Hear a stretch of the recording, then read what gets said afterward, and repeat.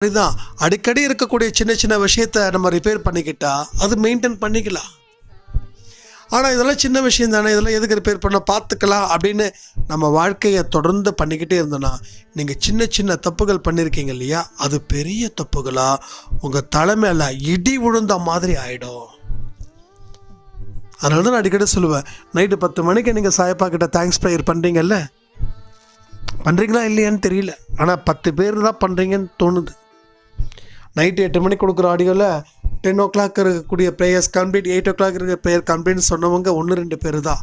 இது எல்லாத்தையும் கொஞ்சம் தீவிரப்படுத்தணும். உண்மையிலே சொல்கிறேனே, இந்த லாஸ்ட் ஒரு 10 நாளாக தீபாவளிக்கு அப்புறம் நிறைய பேருடைய அந்த ஒரு மிராக்கிள் கேட்குறதே ரொம்ப கம்மியாகிடுச்சு. இன்னமும் தீபாவளி மயக்கத்தோட தான் நம்ம எல்லோரும் இருக்கிறோமோ அப்படின்னு தோணுது. நம்ம என்னைக்கும் சுறுசுறுப்பான மனிதர்கள். எறும்பு எப்படி சுறுசுறுப்பாக இருந்துக்கிட்டே இருக்கு.